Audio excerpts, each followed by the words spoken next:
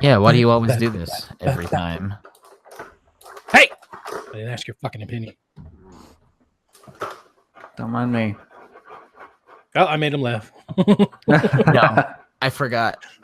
I took the sock off my pocket. And now I'm wondering about my P's and my B's. Your P's and your We'll B's. find out. Wait, hold on. I got bees Your on my head, P's and your B's. but don't call me a bee head. Yeah, that one. Yeah. Yeah, you son Mine of a broke. bitch. I was gonna try and jerry rig it. Yours but- isn't. I can't hear your P's very bad. I heard Nick's, but I didn't hear yours as much. Well, it's because I'm trying to be soft with my. Oh, okay. Trying to be nice and soft for everybody out there. Well, this is going swimmingly. Are we ready? All right. So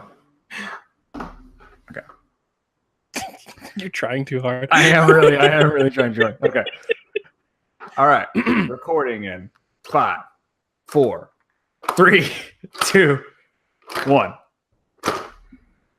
Okay. Hey, everybody. Damn it, you fucksack. Wait for me to do the intro. What's the point of the countdown if I don't do the intro? Whatever. Let's just go. I'm done with it. Okay. Hey, everybody, and welcome back to Nerd to the Third, your stop for video games, movies, and nerd culture.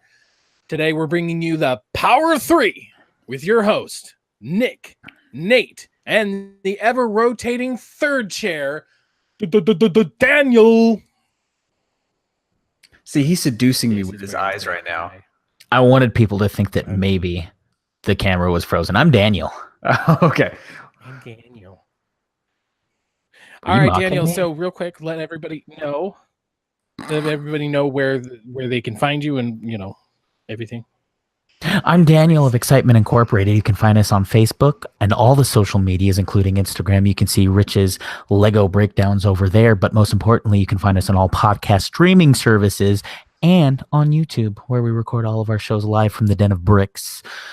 And on top of Excitement Inc., we do have another show called When Daniel Met Rich. That's a topical show that we do aside from the nerdy conversations. And, well, we don't... Oh, really? Do you need sunscreen for that podcast? Or No, you need a condom. oh, geez. Because I already feel My pregnant word. right now. I know. Not always, but most of the time. Everything's just coming over me. Oh, like my That's what she said. my video is like way my video is like way off. So I'm like, you can't see me. You can't see me. Anyways, I'm not used to my video yet, so I'm like looking at myself and be like, who's that handsome motherfucker? I'm just continually looking at the camera just to give the effect. Here I am. Here I am again. Welcome to 2019, everybody. New Year, same shit. So yeah, on Excitement Inc. You can also find Rich. Rich is over there too. It's a good time, and thank you very much for having me here, boys. Well, definitely, and make sure you can you can find us on Threat X3 Productions on YouTube. It's what you get for douche fluting. I totally tried to keep going in. Anyways, Threat X3 Productions on YouTube or TX3 Productions on Twitter. So you can check us out there and make sure you can find out the video portion of the podcast on every Friday. And we'll have extra stuff on there. So like before we start the show and sometimes a little bit after we stop the show. So a little bonus thing there for our videos. Uncut and plus, raw. And cut and raw, just like a lot of my sex. A little too much information. A little too much there. So anyways, that's pretty much it. Yes, that's pretty much it. So let's get started with our first segment of the day. We have an incoming threat. We need to get like a or something like that.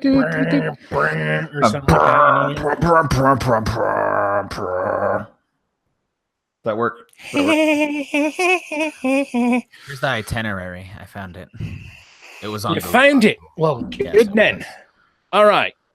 So, incoming threat is where we get to talk about everything that's going to be coming out in January, movies, video games, and notable TV shows as well. So, we're going to be talking about movies first. Let's get those out of the way. On January 4th, so it's already came out, and I've heard a lot of good things about it. Escape Room. What do you guys think about that? It's one of those that I am curious why nobody's made a movie about this yet, just because escape rooms have become Right. kind of a popular thing over the past, like, I'd probably say about 5 years. But it kind of looks like a lot less gory Saw. Like, it looks like a millennial Saw, if that True. makes sense. Yeah.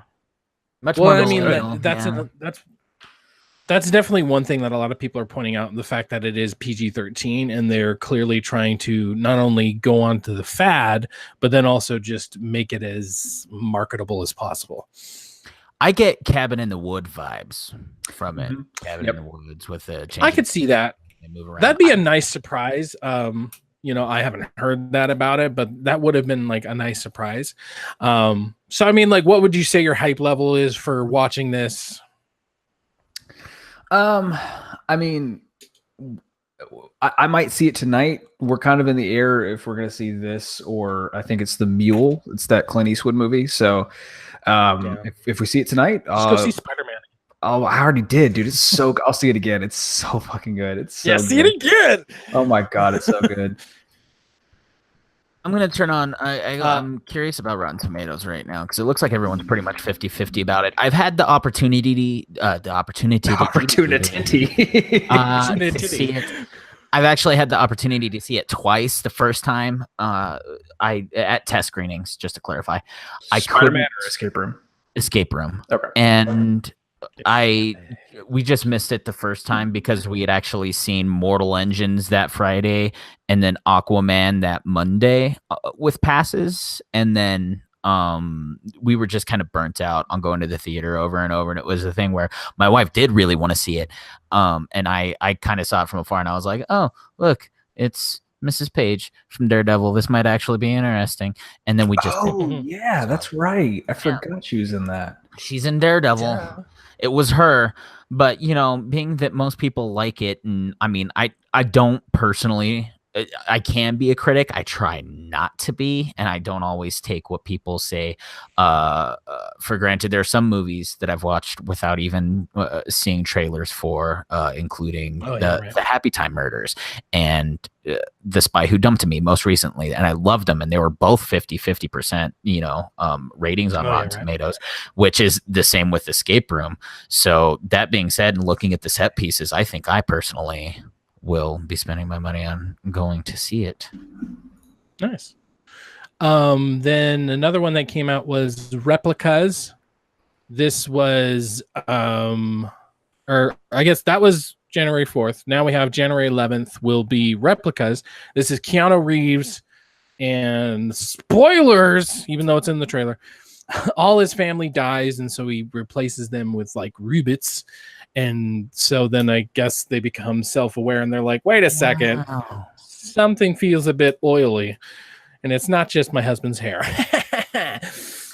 So my take on this is give me as much Keanu Reeves sci-fi as you can, and I'm down for it. I mean, it's apart from the last two Matrix movies, which everyone hates. I don't have a hate for them, but anytime that I see an actor like Keanu Reeves in a sci-fi setting like this, I'm like, I want to see it.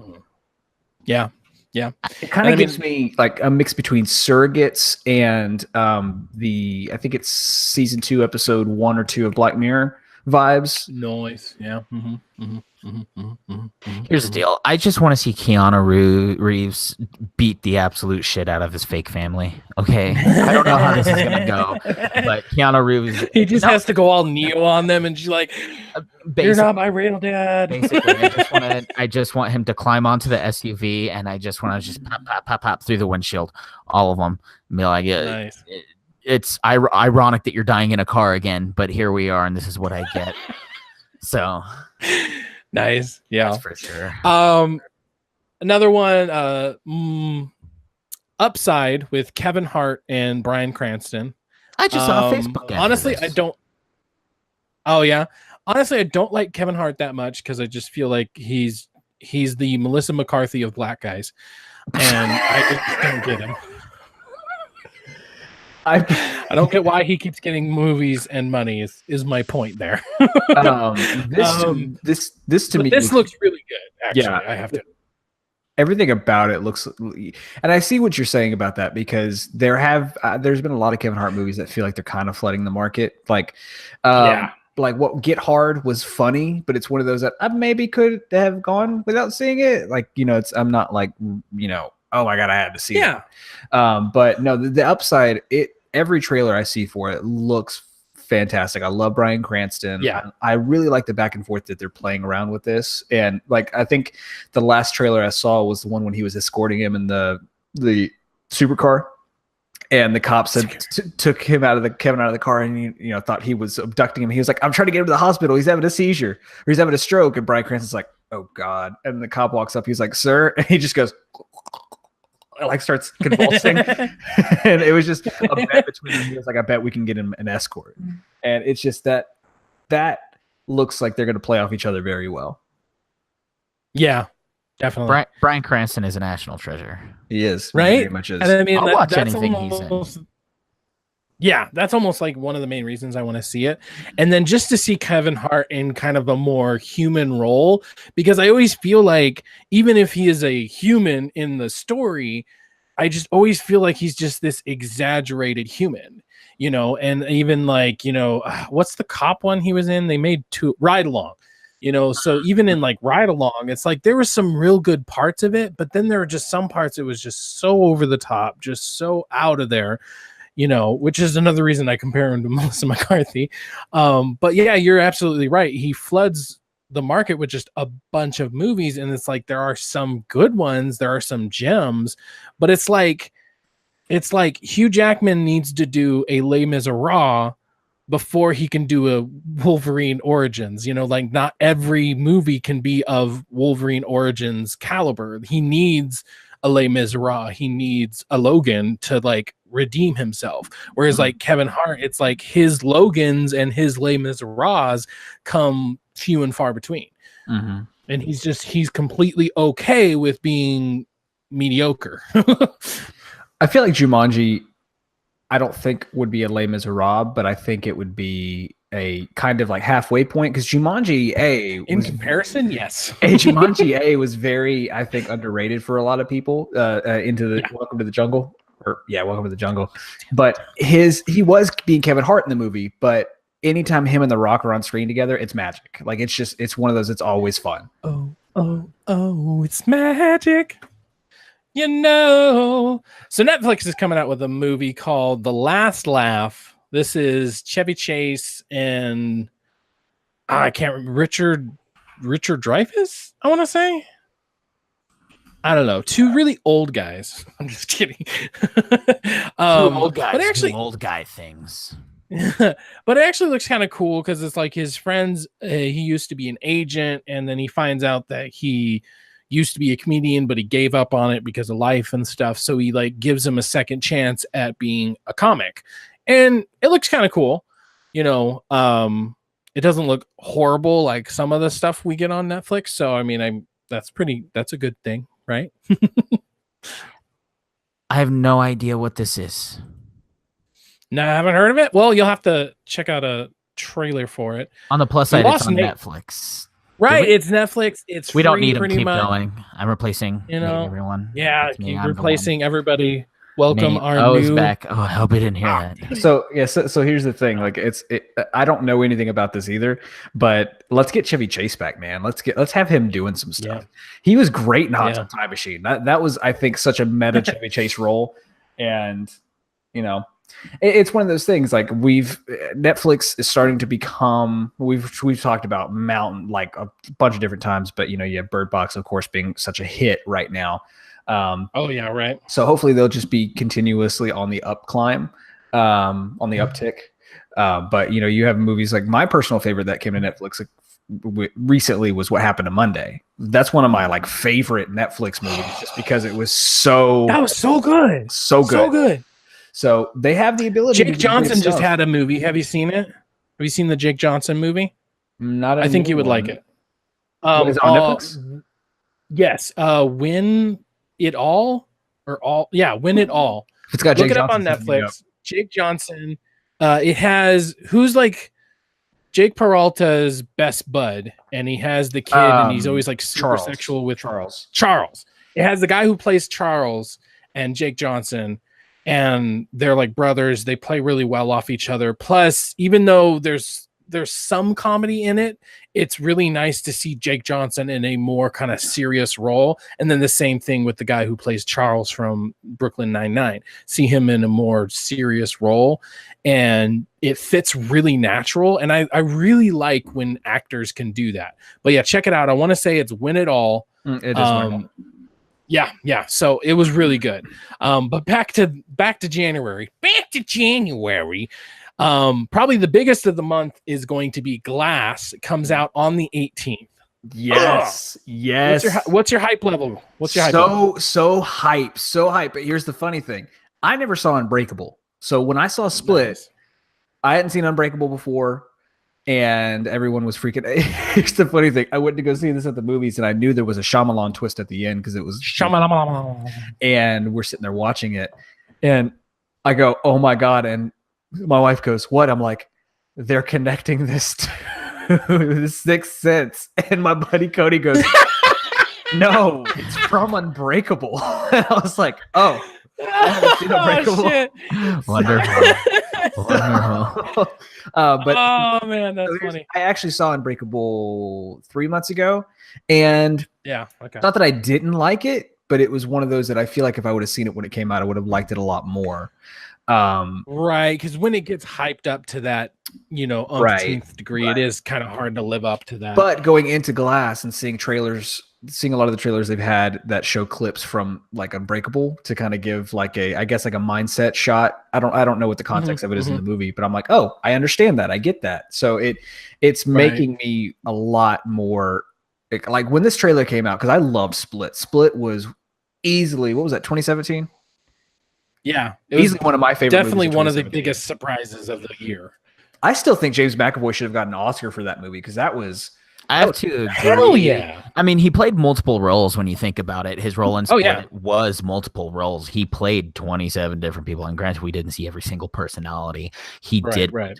And, the ones he did it impeccably. We actually talked about this on Excitement Inc. as well, because we're hyping over Glass as well. And the cool thing is. Don't you plug yourself. That's not what this is for. This is absolutely. Okay. Well, my name's Daniel. I'm sorry. My name's Daniel. No, but we were hyping it too and talking about it. And the cool thing is that Cody hasn't seen it yet. Our Spidey Man of Denver is what we call him, and he hasn't seen it yet. We lent it to him, and I'd like to reference here that he still hasn't watched Unbreakable. Rich lent it to him months ago. This is unacceptable. It's on Hulu. Still, is it really on Hulu now? Is it really? That's okay, cool. I watched it on. Yeah, Rich can have his damn DVD back. But that being said.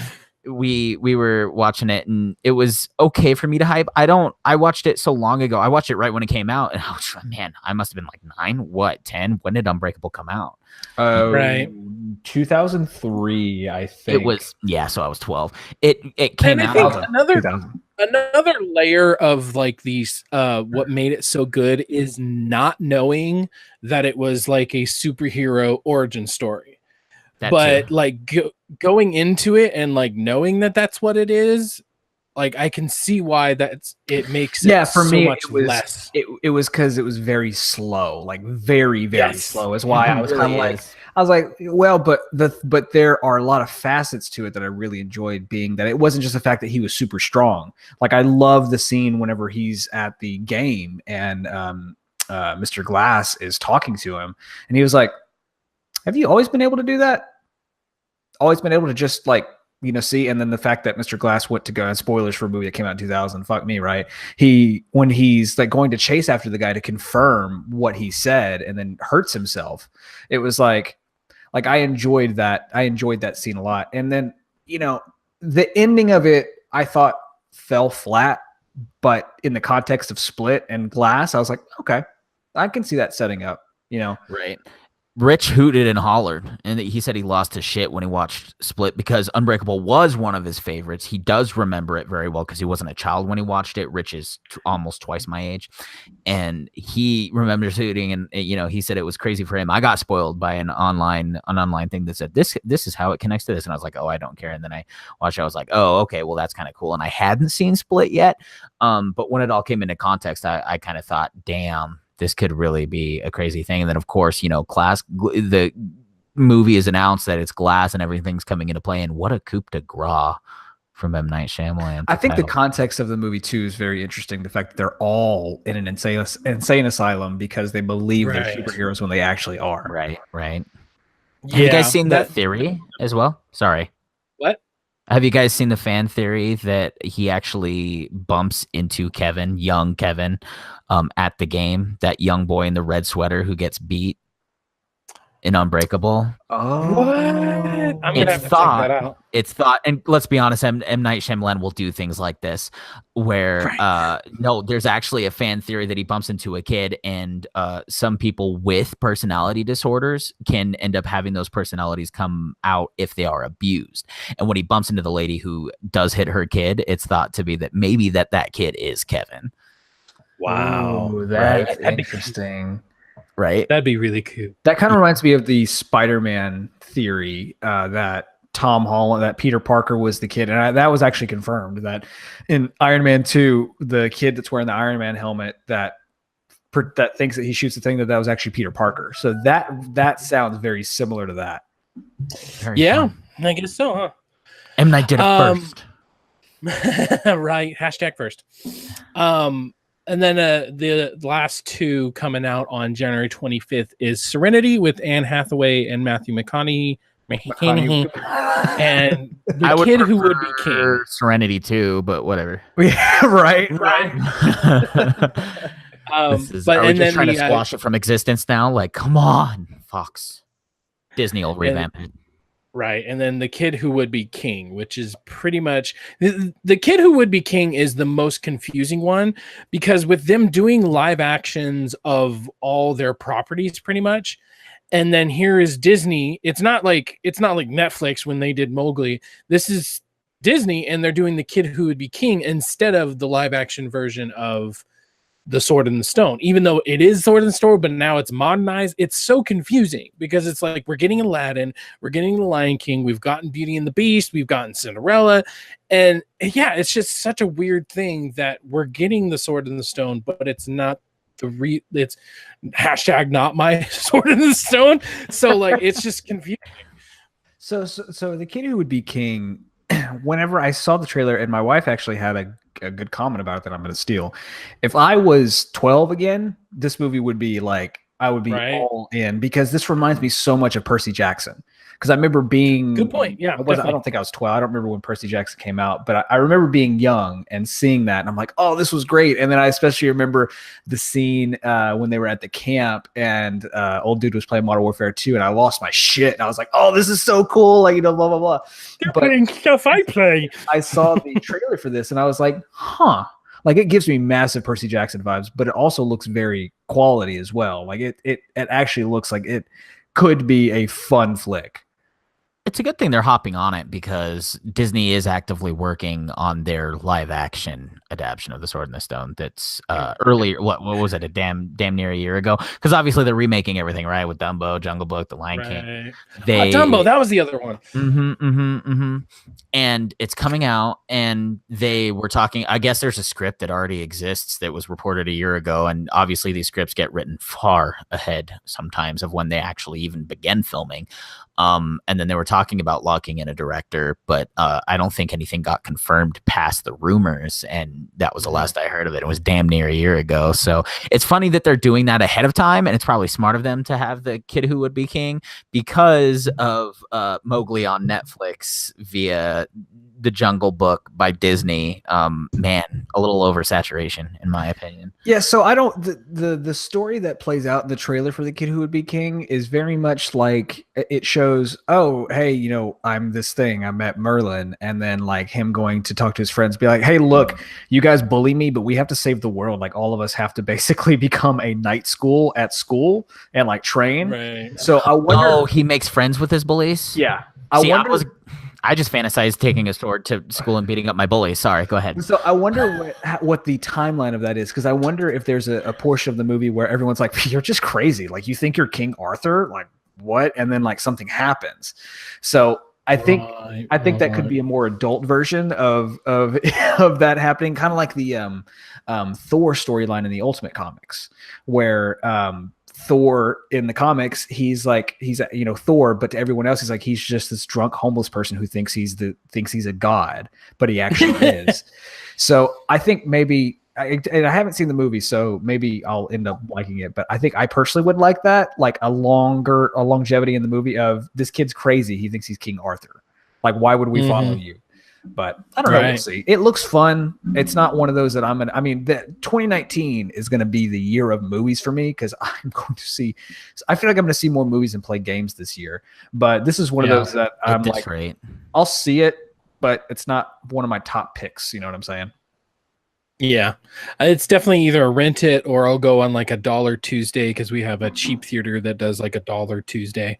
And even then, like, I don't even know if my daughter would enjoy it, because it's like there are kids in it, but I don't know. She's just outside the demographic where I just don't know if she would actually enjoy it. So it's a little weird.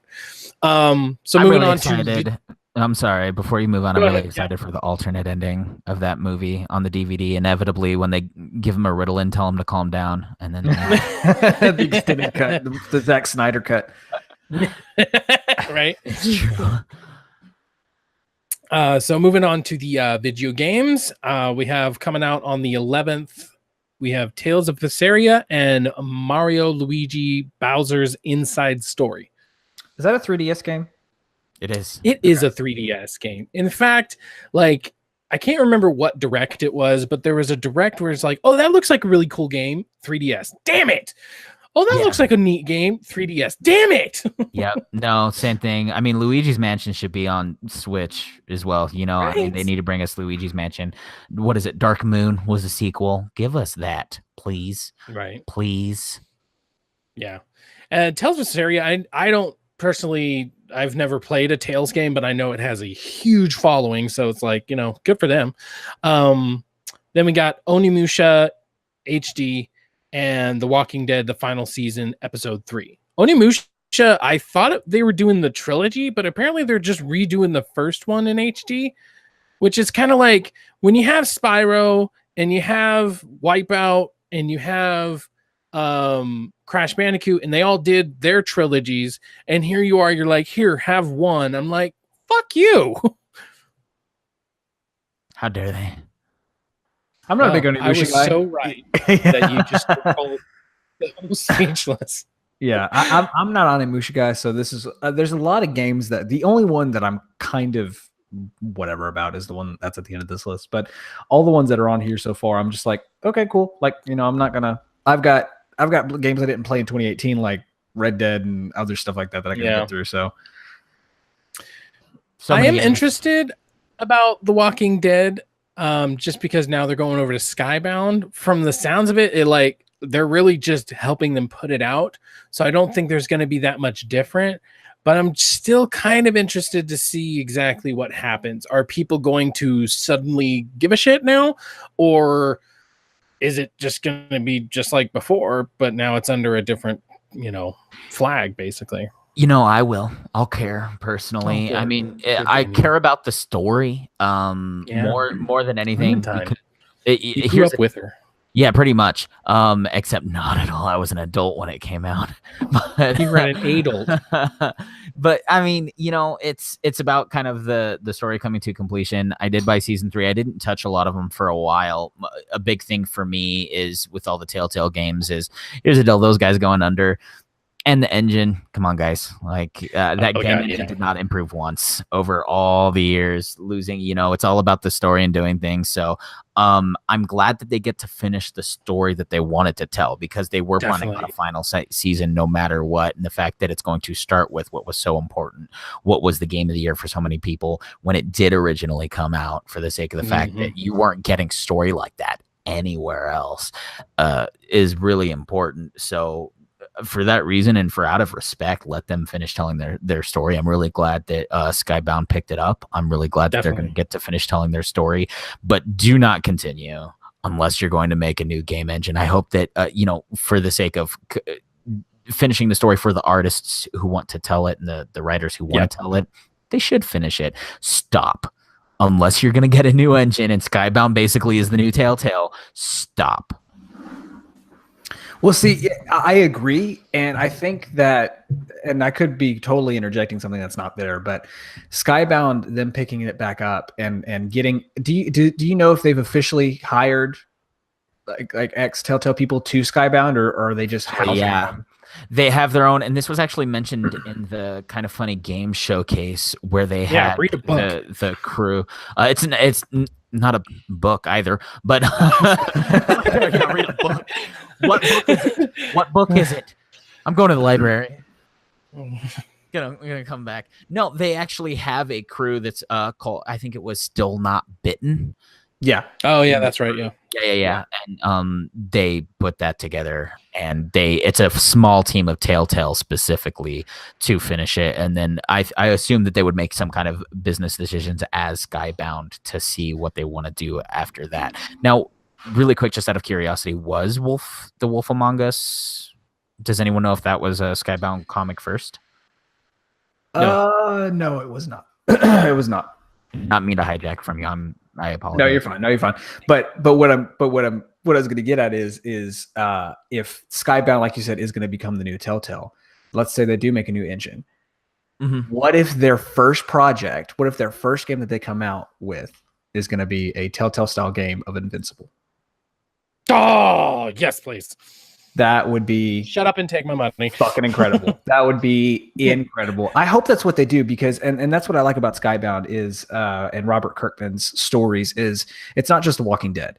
Dude, like they make so many good stories, and if they are going to pick up and basically become the new Telltale, they have, and I think this will save them from the faults of Telltale, is they already have a wealth of internal stories that they could tell and make a production of, rather than Telltale being like, let's license out to Batman, let's license out to Jurassic Park, to Back to the Future. And so I hope that happens. Like there's not any rumblings of it, at least as far as I've heard. But that would be great. I think that'd be incredible. Would they make a game? I mean, that would be super top notch. I don't know if they'll do that while Seth Rogen and Evan Goldberg are producing the movie right now. But that's a good point. It would be fun for them to take the assets, because my first guess is they would take the assets of whatever they were working on. The Wolf Among Us 2 was already said to be in development. I would see them definitely doing that. Or they could make the Fear the Walking Dead into a Telltale style game and just shelve the show. Yeah, that would okay. Yeah, save us some time, please, for the love of God.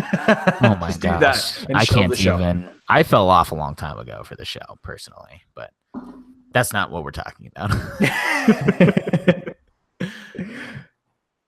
Is this called a yike? Oh, are you guys ready? What is this on the document? No, it's called Y2K, actually. Oh, but it's a Roman numeral. Yeah. What the hell? Read a book. Or watch a so video. Y2K. So on January 17th, we got Y2K, a postmodern RPG, and also Hell Wanderers. Y2K postmodern RPG. That actually looks pretty cool. It looks really interesting. Yeah, I mean, I first saw it at I want to say it was the Kind of Funny whatever cast thingy jiggy, right? The showcase? Was this on the showcase? Yeah, showcase. Yeah, that thing. Huh. So that's the first place I saw it, and then I kind of looked at it again. And it totally was on the showcase, yeah. Yeah, it was. But yeah, I mean, it looks really cool as far as the mechanics, because like one thing I like about, I keep saying like, but this time it was actually in context. But what I liked about Costume Quest and Costume Quest 2 was that instead of just pressing X and then waiting for it to attack and then pressing X, like I liked the fact that you pressed attack, and then if you timed it just right, you got like a boost in your damage. And then the same thing with block, you got a boost in your block if you timed it just right. And they're having a similar thing here, but now it's like each character has their own little quirk. Like one is a writer, and so you have to maybe write, I don't know. And then there's like one is a D, and so you have to hit it on the record. You have to scratch it or something just at the right spot. And so it's really cool. It's taking these really interesting mechanics and implementing them. And then the fact that it's set in kind of the millennial age rather than, future sci-fi or fantasy or something. It's like a modern day thing. It's kind of cool. If I was more of an adventure style game player, I think I'd really love this. But like stylistic wise, it looks fantastic. It looks very, very. It really does. Mm-hmm. But it's one of those. It's a game again that I'm probably not going to play. I mean, if it becomes like a plus game, maybe. But it's one of those that I kind of got other things on my dock to play. But it looks very like it. Again, it looks cool. That's gonna be my blanket statement. It looks cool, and it looks like a very interesting project. It does. I'm looking at it right now. The video and the comments on it that you linked here for us to take a peek at. I did remember it as soon as you put it up here, but the number one comment on here says, hipster culture has become indistinguishable from parody. That's what this game looks like. And it's spot on. And then when it comes up with the Y2K, a postmodern RPG, and it says it's releasing summer 1999, if they're gonna get into the theme of it, I could definitely see myself playing this on Switch. Except the only listed consoles are PS4, PS Vita, and Wii U. I would play it on Switch. Yeah, if it's that's a weird. That it must have been in development for Wii U, and they didn't have it ready. But one would assume that it wouldn't be that tough to port over. Because all the other ones are port. Yeah, I don't know. There is a horror element to the end of this. To the end of the trailer as well. Yeah, that was weird. That was really weird. So if it's scary, I would get into that too, Yeah. Chill me. Yeah. Either way, my hype level is kind of the same as yours, Nate, in the fact that I think I might buy this on a sale, but I don't think I'm going to get it day one. January 18th, we're going to have No More Heroes. That one should be kind of neat because they at least have like co-op, and seeing what they do with that should be kind of interesting. And then Ace Combat 7 is I'll look it up. Is Ace Combat 7 VR? I want to say it's the 7th in the series of games, and you combat cards. You're such a fucking asshole. Yes, it is. Duel. Yeah, it's time to duel. Yeah, no, it's gonna be VR. That may be a cool pickup. Nice. I miss my Cody. Cody plays Yu-Gi-Oh still. He plays Yu-Gi-Oh actively. It's a problem. He has an addiction. No, this if I'm probably not going to buy this retail, but for an experience, if it goes on sale, this may be a pickup because I really enjoyed the Battlefront VR component when I tried it out, and this looks like it's a lot more detailed. It actually looks a lot better than the Battlefront one too. It does. Yeah, probably. I mean, even just the fact that it's going to be an actual full game, I'm assuming, that's going to be on its side. But a game I am going to buy on day one is on January 25th. We're getting Resident Evil 2 Remake. Resident Evil 2 Remake. All three of us are playing this, it looks like. Yeah. Possibly. Really? Oh, you don't want to jump on this? Oh, it's not. You didn't put it down. What the fuck, Nate? Really? It looks cool. I've never been a big Resident. I've never been a big.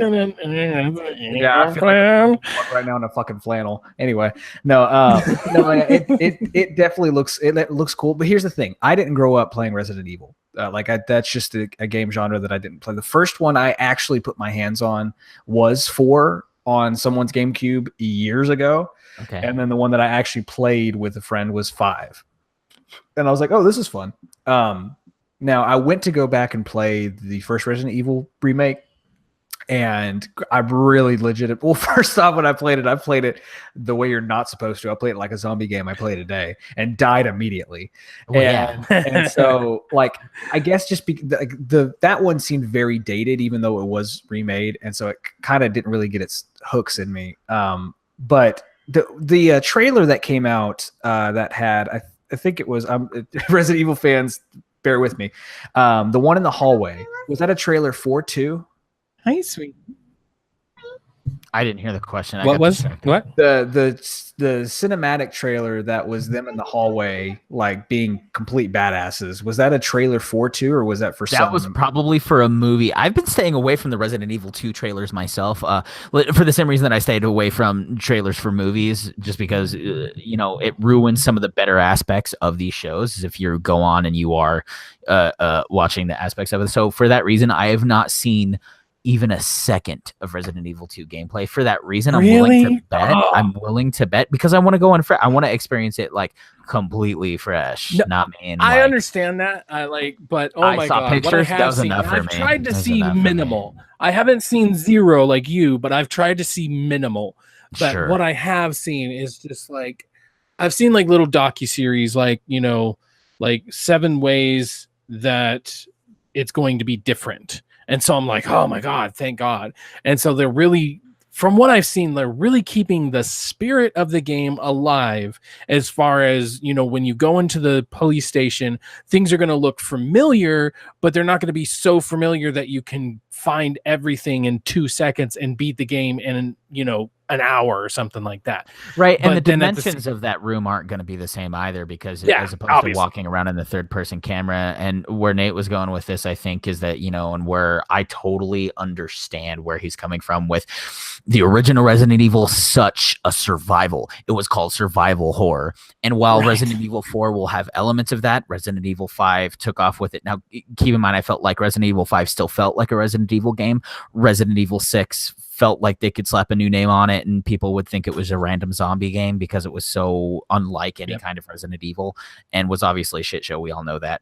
But I don't blame you, because I haven't been able to make it through no matter how many times I start Resident Evil. And keep in mind, I've beat Resident Evil 4 dozens of times. I've bought it on so many consoles for the last 3 generations. I cannot beat Resident Evil Remake because I do not have the patience for it to survive. Now, gameplay wise, Resident Evil 2, I'm watching the gameplay of it right now. It does look like I'm more likely to play this than to finish Resident Evil 1 Remake. Yes, for sure. It definitely looks. It's definitely hard because it's just a different time. I mean, even when they remade it on the GameCube, they really just gave it a pretty overhaul, like you did with Crash and Sane Trilogy and the Reignited Trilogy. They really just made it look pretty. And then obviously the HD that we got on the PlayStation 4, they didn't do anything there. So you still have the tank controls, you still have the fixed cameras, they changed it. They did update that quite a bit, actually. They added quick controls to it to move around better. They put it in a widescreen ratio. Didn't get me to play it more, but then you're not really playing the game, because every time you play it any other way, as soon as it would change camera angles, you'd have to like readjust your the way you're pushing, because it's like, wait, I'm not going that way. They made it so you didn't have to do that. The issue was like when you would come around a corner and you were holding a direction on your D-pad, that you would suddenly change directions and you could just hold it down and continue. They made it so that when you did turn that corner, you could just hold it down and you wouldn't suddenly stop and start going a different direction, because the controls would orient to how you were looking at it.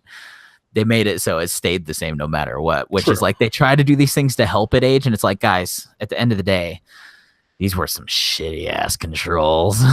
Yeah. And then there's this, like, I think there's this indie game that's coming out. Something about Disney. I don't know. I don't think anybody really even cares about it, but yeah, that's everything that's coming out. Tell me what it is. On like what a lot of people's past 10 to 15 years right now. Right? Like you're being very disrespectful right now. Hey, I didn't ask your fucking opinion. That's not what you're on this show for. Okay. So here's the deal. If for everyone that's watching or listening, Nick is talking about Kingdom Hearts 3 and being a fucking asshole about it. So I have a very interesting. It's by this indie people. Not a lot of people are even working on it. I mean, it's like 3 people maybe. So that's why they call it Kingdom Hearts 3, because there's only 3 people who have the heart to play it and understand it. Well, as long as it came out, it probably was only 3 people developing it. Anyway, no. So here, my take on Kingdom Hearts 3 is I'm not as much of a diehard player as a lot of other people. My last one that I played from start to finish was, of course, 2 when it came out years ago. I was going to pick up the collection again, like earlier in the year, to get hyped for Kingdom Hearts 3. But I was worried that it was going to be so much of an investment that I was going to get burned out and not enjoy Kingdom Hearts 3 when it came out. So I've never played Chain of Memories. I've never played any of the other ones that people tell you to play. I've seen like bits and pieces of it, but so Kingdom Hearts 3 is so close, and it's something that I have waited for a long time, like most other people. But at the same time, I don't feel my hype is for it right now for whatever reason. I don't know where you're laughing. It's okay. We're fighting on the Google Doc over what we're calling Kingdom Hearts right now. Now, Kingdom Hearts 3. Okay, so Chain of Memories you can totally skip. I've had my bros coming to me as they're going through their replays as well. I just beat Birth by Sleep for the first time on the 1.5, 2.5 collection for PS4. I've moved on to 2.8, which is, I don't know if you guys can maths really well, but there's only 2 games there. That whole name thing just drives me fucking insane. 1.5, 2.5 final mix remix half second. Pretty much. Now, I think the essential plays are 1, if you can stand it, if not, at least get through the end of the game cutscenes. 2, which was, I mean, what a game. Like number 2, just the way it moves forward. And yeah, I see the way you're doing. And it's so funny because my BFF Joe is doing these actively, and friend of Excitement Inc. And he just got to 2 for the first time. He hasn't done it yet. He doesn't know the 1,000 Heartless battle is coming. He's playing his Cloud on Smash right now. He's beaten Final Fantasy VII. So the 1,000 Heartless battle in the middle of that game, which, light spoilers, has a, oh man, talk about, it's in my top 10 moments of gaming purely because of the fact that you get a team up and a tag team battle with each of these characters in a literal war zone, which something. It's kind of silly that you would have a game that's like, oh, this is going to be half Disney and all these like, you know, silly characters. But when they come together and you've got a major death in the trio, a death, because he was fine at the end, gets hit with rock knocked out, and Mickey and Donald get pissed. Now I've revealed it. But the fact that you can hypothetically kill off a character, even if it's just as a moment thing to incite characters like that, I think it's superior storytelling. But in a place that is so convoluted and poorly told. It's like I digress. Yeah. 1, 2, Birth by Sleep is all you need. I'm playing Dream Drop Distance right now in the 2.8 remake. So bad, guys. If I wanted to pet a pet, I would go to my real dogs. We do not need another Nintendo dogs inside of Kingdom Hearts, guys. Thank you. And it does do that. Nick. He's lost interest. I know. It's so funny. Cody will come on the show, talk about Destiny. Rich does the exact same thing. I'm excited for you to meet him. It's not that I don't care. It's that I care so little. He doesn't care at all. Cells just slowly die and wither away. That's okay. I mean, the hype behind Kingdom Hearts 3 is so palpable most of the time. Like, there's always if you haven't played Kingdom Hearts, you know somebody who has. And that one person who has is usually the balls to the wall, big MFG, you know, like fan, because fans of the game are fans of the game. Like, I don't know, like, I feel like if you like the game, if you played the game, you're a fan for life. there are very few people who are, I don't like it. It's too hard. It's confusing. Well, I mean, there's plenty of people who say it's confusing, but even the people who think that it's convoluted as fuck, they still enjoy the hell out of it. And that's something to be commended. Even if it's not really something I think I might personally play ever, it's still just, I can appreciate its legacy and just how like furious, or I mean, not furious, how just really, really awesome people think it is. Yeah. Whenever I played 2 back in the day, like I didn't play a Final Fantasy game prior to that. That was another game series that I was just not interested in growing up. But I remember playing Kingdom Hearts 2, and I still have very vivid memories of that game, and just seeing things like, I don't know if I like that they're still bringing back the Hercules world for Kingdom Hearts 3, just because it's like, I feel like correct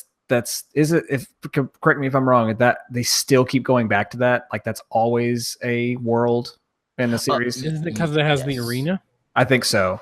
It was a thing. The coolest thing about the way, I think this will be the first world, and that's going to be their best way to kind of connect it to the rest, is that he's going to go back and he's going to finish the story, because there is the arena parts. But when you look at the content, he's fighting Titanosaurs running up the walls at the Rock Titan. I think this is their way with closing it. They're going to finish Olympus Coliseum essentially by fighting the Titans. Nice.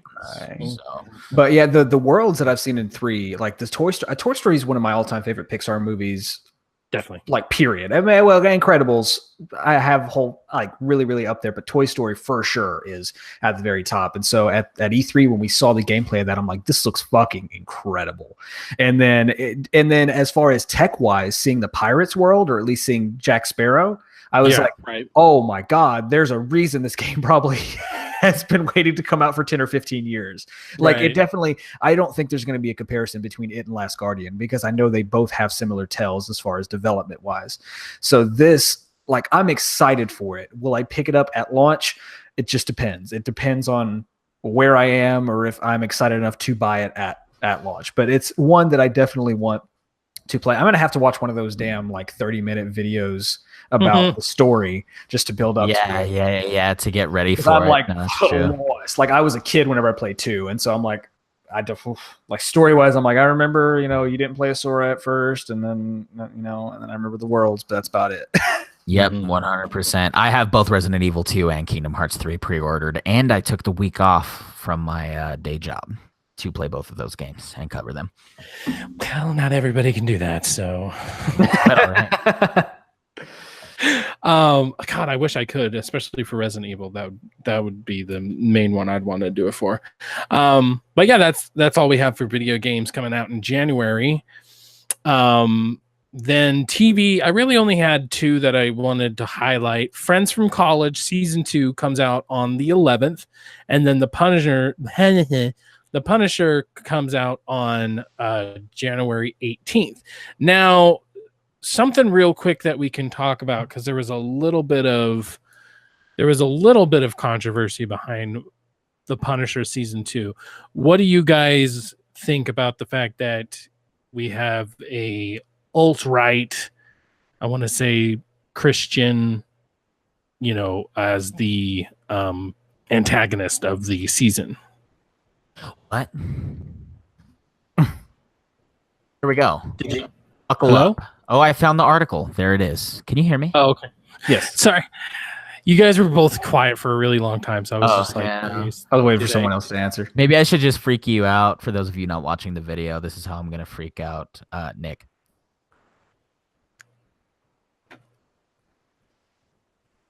This is my life. This is just me talking, and no one can hear me. I was mouthing things. Wow. Look at this. No, I didn't even know that this was an alt-right Christian fundamentalist.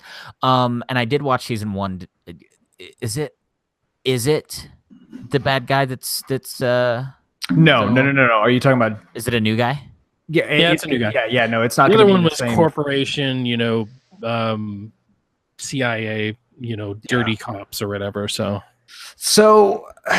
I trust the writers for the show. I trust that it's not going to be. Do you guys remember when Battlefield Hardline came out and everyone was making a really, or not everyone, but like conservatives were making a really big deal about, there was one mission where as a police officer, you went into this like, I think it wasn't coined at the time, but it was now, if you look back at an alt-right like group meeting, a violent group meeting, and you went into the bunker and there was a giant Gadsden flag on the wall, and everyone was like, or all conservatives were like, that's you're showing offense to the Gadsden flag. That's not what it's about. I don't think that the Punisher stuff is going to be the same thing as that.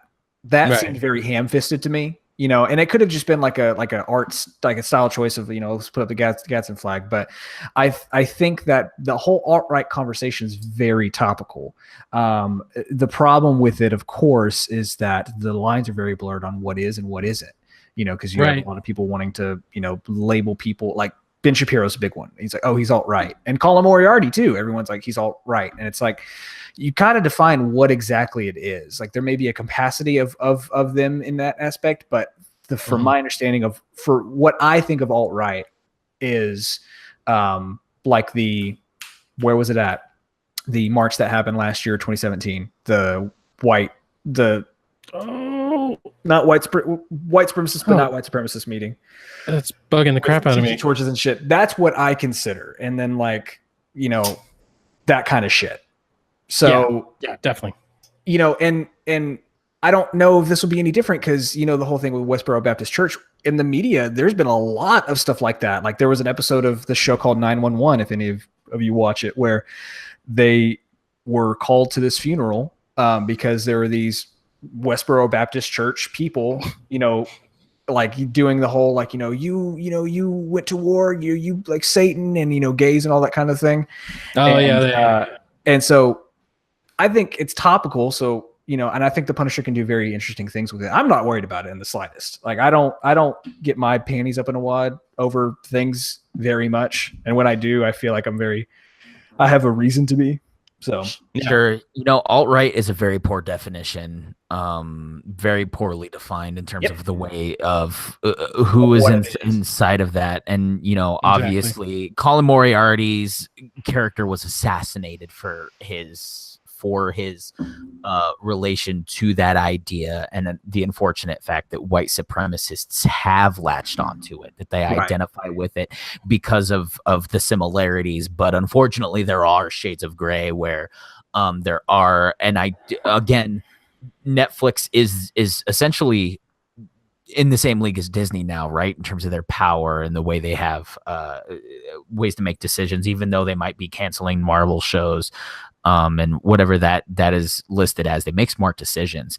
And I definitely believe between a company that fired James Gunn for something he said over a decade ago, and Netflix having to have these decisions and going, what can we do? What can we get away with? And what's appropriate is that I think when it comes to the Punisher, they will define that whatever this, if they say alt-right out loud in the show, if they say white supremacist out loud in the show, that they will define it. They will give it a very specific definition. They will make it 100% clear that this person is a piece of shit. And John Barenthal as the Punisher is gonna beat the fucking shit out of this guy. If he did what he did to Jigsaw on the carousel at the end of the season, oh man, I can only imagine.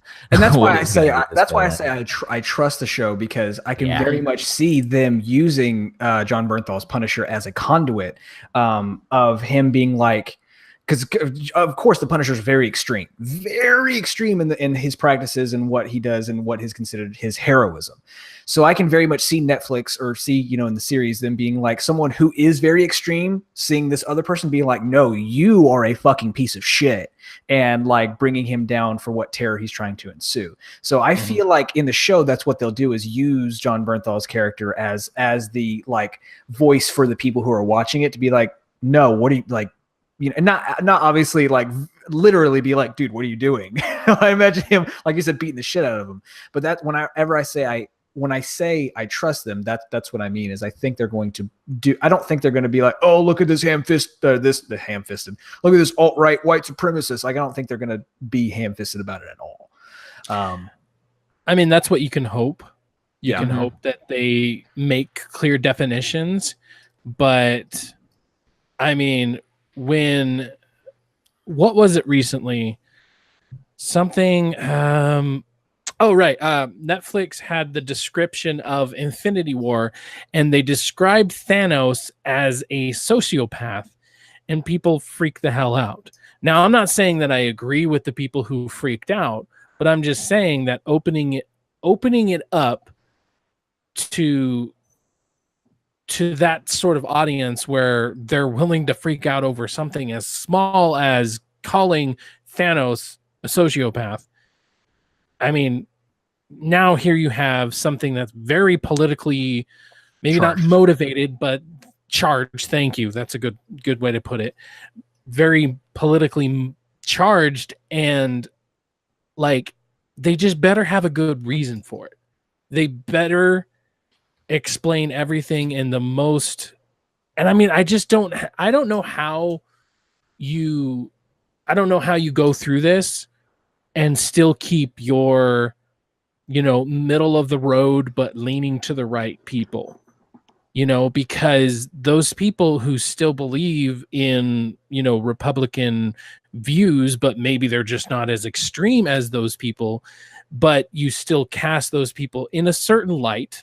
But obviously the main villain will be cast in an even darker light or whatever, but you're still opening yourself up to that. And it's just like, why?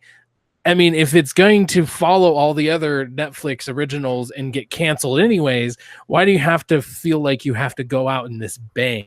Why does it have to be this message?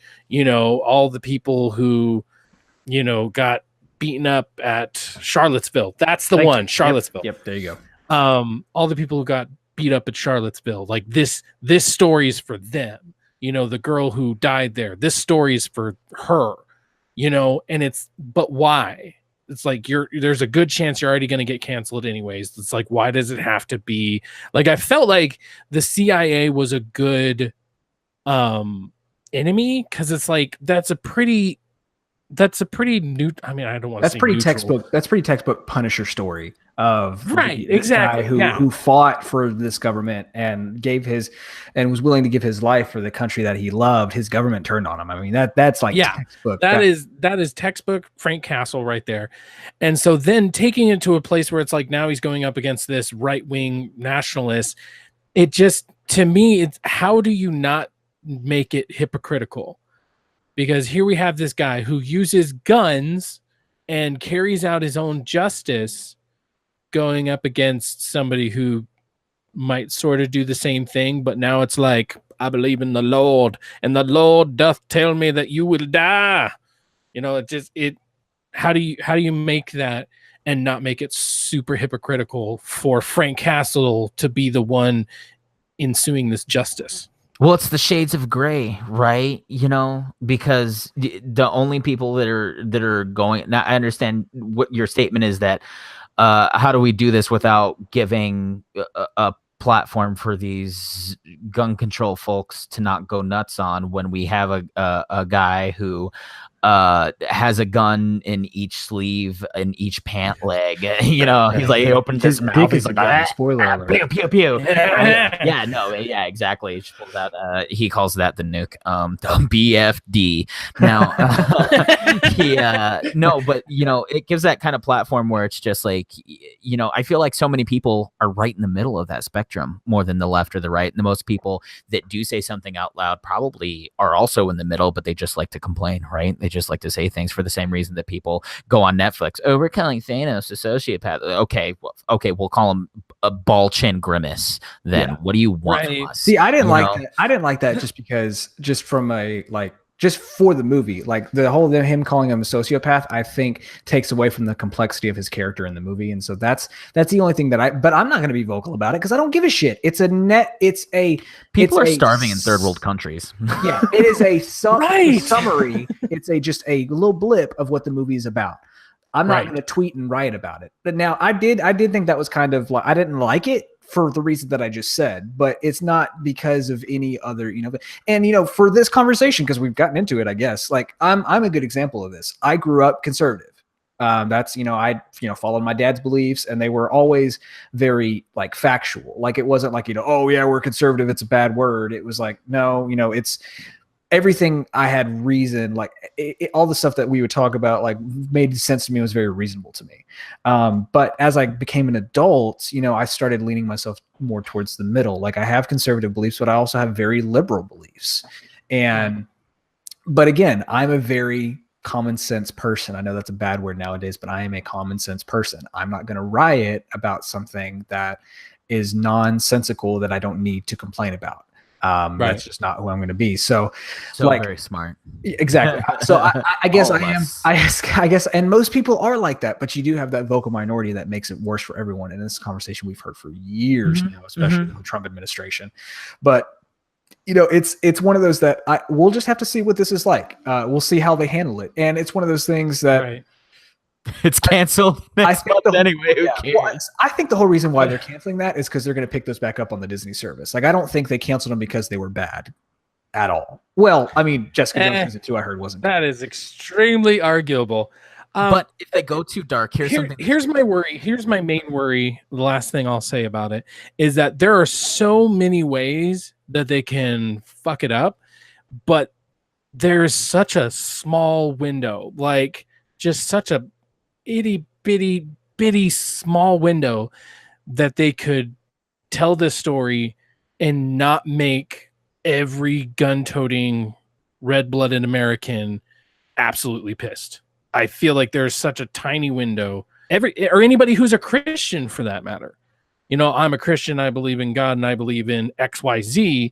There's such a small window that they wouldn't piss those people off. That it's like, I don't know, like why not go with something a little bit more Frank Castle? Like, I don't know, for some reason, alt-right Christian fundamentalist doesn't sound like the normal Frank Castle villain. So it just seems like go back to someone like Jigsaw. Like, there's so much more that you can dig into the Frank Castle repertoire of villains. Why do we have to kind of go this and make it so topical that it's painful? Maybe to keep it grounded, to maybe steer away from just doing what was in the comics. Okay, so this new villain, the season 2 villain, it's just a villain, right? It's not the villain. I think Jigsaw is going to be the overall villain. That's what I think too, because he obviously in the first season, Frank's going against the main culprits of everything, which ultimately ended up being his buddy. But and then turning him into Jigsaw. I could see Jigsaw being the main villain, because there was also the plot line of the veteran with PTSD in the first season. That was a great bit. I fucking loved that bit. I'm sorry, you're gonna have to edit that later.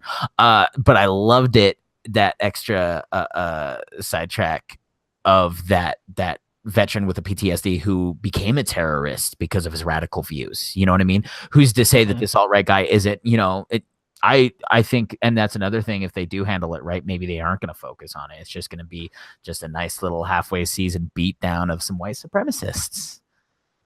That make everybody happy, except for white supremacists and Pepe. There's a reason that your honor meter doesn't go down when you kill the KKK in Red Dead 2. We all know what's right and wrong. Nice. All right. I mean, so that was everything for our incoming threat. That's everything that's coming out in the month of. I mean, obviously, there's probably other things that I have missed, but you guys let us know what you are excited about in the comments down below, or at TX3 Productions on Twitter. Up next, we're going to have our open discussion. I'm having so much fun right now. Okay, well, thank you. Real quick before we jump in. Wait, when did we jump to Kingdom Hearts 4? While you were talking, he ended it. What do you mean? I don't know what you're talking about. Okay, so in there. Okay. Oh no, that's my open subject. I changed it to Kingdom Hearts 4 okay. series. I thought you were talking about Smash. Where I was like, no, I'm definitely talking about Smash. That was a joke. That was 100%. Oh, okay. So, so I'm what? For me, do we want to do that, or I have another thing I could talk about movie theater etiquette, because Oh my God, let's do this. Let's do this Movie right theater now. etiquette? Yes, Let's do this. I got so heated on We Snapchat need something last night. movie. I think we need something movie related. Lock it I'm off cool with that. because holy crap, can I talk about movie theater etiquette? Holy mo! I'm ready to. All right, let's do it. I'm so mad. Let's I'm do it. so Now mad. we're pumped. We're so I'm the maddest. pumped. Do I have some stories for you guys? We actually lost an episode in the early days of Excitement Incorporated. Back when it was just when Daniel met Rich, we ended up losing an episode because we were trying to use Rich's laptop as opposed to my computer, which I've built to handle all of the recording at a high aspect. And I lost an episode where I told a story about my viewing of A Quiet Place. Oh, that'd be good. May I have the floor, That'd be Senator? fucked up. House GOP? Can I have the floor? Well, let's get into it first. We'll do your subject first, and then we'll get to Nate's. Oh, okay, we'll get there. Okay, I gotta write this down. It was one tick. Quiet. Don't you worry. Place. I put quiet place in the chat. I know how to spell quiet. I know what you guys think. Quiet place. I'm It's texting. quite a place to visit. Place. I'm gonna text my wife right now and tell her not to worry if I yell because I will yell. Okay, cool. No, Okay. that's awesome, right? All And right. I'm definitely gonna need a pop filter. Holy moly! My subject, what my open topic was, is recently the definitely not Kingdom Hearts 3 or Kingdom Hearts 4 theories, which we'll do that later on Excitement anyway. But the big deal here is for me Smash Bros DLC characters potentially being leaked. Now, is this a potential link like the Grinch leak, or does this have a lot more validity to it? It has far more validity to it, sir, in the fact that said leaker leaked these characters ahead of time, but also said Joker before Joker was announced, and also talked about Persona 5R, a new version of Persona 5. Are we going into like Tim which was also Geddes confirmed. level? No, of, we're like, not doing it. This was they can no, we don't do that stuff. We don't. That's no. I have my own identity. Thank you. What is going on here is not Grinch theory stuff so much as this guy simply said Joker and Persona 5R, Persona and Persona 5R and Joker are here now. So it's real. It's a thing.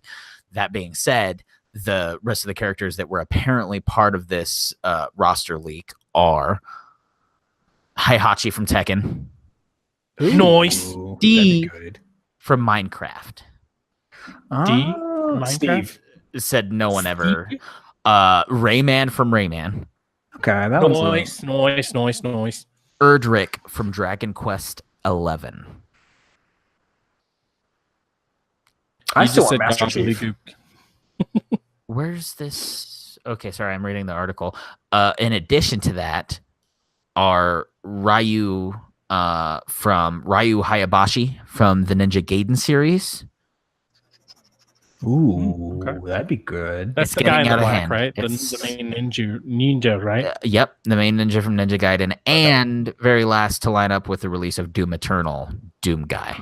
Oh, let's fucking go! I know, yeah. So fucking Pull out a cool. shotgun and just shoot Clefairy right in her goddamn They're friends with clitoris. Bethesda now. You know, it's not out of the question for them to do something like that. And I think it would be Doom Guy before, say, Wolfenstein. You know, Oh, for sure. It would be Doom Guy before BJ. yeah, definitely, Yeah. or even Dragonborn. Is that what they call him in that Skyrim? What is that game? Skyrim? Yeah, the Dragon. It's something. Yeah. Okay, thank you, Dragonborn. Whatever Skyrim is, I don't know. I was busy playing Kingdom Hearts. These now we were talking about it before. You don't play a ton, Nick. Of Smash. Well, I mean, I know of it, and I played the crap out of Brawl. Would have been the last one I played. Damn, that was a while ago. That was a while ago. Holy It moly! wasn't a while ago. That was like- it was a little bit ago. It was a console ago, and that was two. No, that was really two count. consoles ago. Well, right. I'm just saying that we are in the current console, so therefore it was a console ago because it was after So duly noted. Or any of these characters? Do these characters mean anything to you guys for the most part? I think Steve from Minecraft is so stupid. right. I mean, So come on. stupid. But he's very much an icon. I mean, you know, I think I personally I think that one's cool, especially I'm curious how they're going to animate him. Are they going to animate him to be or are they going to animate him to be like a me fighter, like an actual anime fighter? What do you think his hit boxes are going to be? Oh my god! It's like just a rectangular block. No, his ultimate is TNT. Yeah. So for me, with Nick, the last Smash that I played was Brawl. Like I didn't play the Wii U because I didn't have a Wii U. But Brawl I loved, and I thought that was really fun. I wasn't going to pick up Ultimate just because I haven't been a Smash player for a long time, and it's not something that I was going to purchase myself. And then I got it for Christmas, and it's very fun. World of Light I'm playing through right now. It's kind of one of those that I'm on Switch. I'm in between that and the Messenger right now, so I kind of just trade back and forth in between those. But I'm not like mainlining anything right now. I'm still in that space where I'm trying to find my main in World of Light in general. Well, God knows there's an extra 50 characters. For exactly. So no, but these characters I find very interesting. Who did you say the Tekken character was that they're Heihachi? Let me make sure I can. Hitachi. No, that's not something that we're gonna look for right now. Now, keep in mind, I'm pretty sure that these are one too many characters from the pack, because the fighter pack only included 5. They do not include Piranha Plant, which was a pre-order bonus. Being that Heihachi, Steve, Rayman, Erdrick, Ryu, and then Doom Guy. That puts us at 6. So one of these is probably not true. I hope it's Heihachi. One of these things is just not like the other. I'm going to say Doom Guy, if I have to guess, because that's third party and that's very American, isn't it? It's Western, yeah. That is the only thing that I think that it could not be Doom Guy, is just because the fact of what Tim Geddes has talked about before, and everyone else, but Tim Geddes is the one I listen to for Smash. Don't suck it too hard. Is that like there's no, like, if you look at all of the Smash characters, there's really none from a Western developer. They're pretty much all Japanese. So I could see Doom Guy not being. I can see them, because like Bethesda and Nintendo have a good relationship now that they could do it. And I think that'd be fantastic. I think that would be a very Snake level that being character. The very first Western character that they bring over, I feel like that would be the most unbelievable thing about it. Out of all they could have chosen, they're choosing a mature title to bring over. I don't think the very first Western character that they're going to bring to Smash, I don't think it's going to be Doom Guy. Because Rayman was in the list. What? Rayman was in the list, so that makes sense. Yeah, that makes sense. Steve and Rayman makes sense. Fits Smash in general more than Doom Guy, because if what you're telling me is that there's 6, so that means one of them might not be true. It has to be Doom Guy, because I just don't feel like that fits. Because even Cloud, in a sense, fits the overall aesthetic, because the original Final Fantasies came out on the Nintendo. So it's like, it still kind of fits in a certain way, because it's like one of the most favorite out of Final Fantasy in general. Now, I will say that I agree with you. I hope that it ends up being the character. I hope Heihachi ends up being the character that's not true, just because love Tekken. Heihachi has never been my main. Any of the Tekkens I've played has never been my main. So Yoshimitsu. I could exactly. But no, I could. No, I've had some pretty bad mains for a while for Tekken, but no, he's a character I don't really care about. And for me, like, I don't want, me personally, not a big Smash player, so take my comment with a grain of salt. I don't want an overflood of different fighter characters in this game. I don't, and I think it'd be cool to have representation for Tekken, because we have representation for Street Fighter, but that's what you're about. You're about representation. No, Why can't we just go to the left or the right, but stay over there? Like, I want stay on your goddamn side. I want very interesting characters to have a mix of to pick from Smash. So Heihachi, he's just a dude. And I was like, I don't really. Lightning. So uninteresting. Yoshimitsu would be a great one to have for representation for Tekken. I mean, he's a very strange character. Sword? No, just every iteration of him has been just very fantastic. Isn't Yoshimitsu from Soul Calibur? Is he? No. No. He's from Tekken. He was in Soul Calibur. As him. He's a crossover. Oh, okay, all right. Yeah. Here's what I know. Which is nothing. So go back to like the original Tekken and see the Yoshimitsu and the one they have now, and it's insane. Yeah, definitely. Well, yeah, now he has like tentacles and shit. It's a little he weird. looks like the alien from Independence Day with swords, and he's in India. Release me.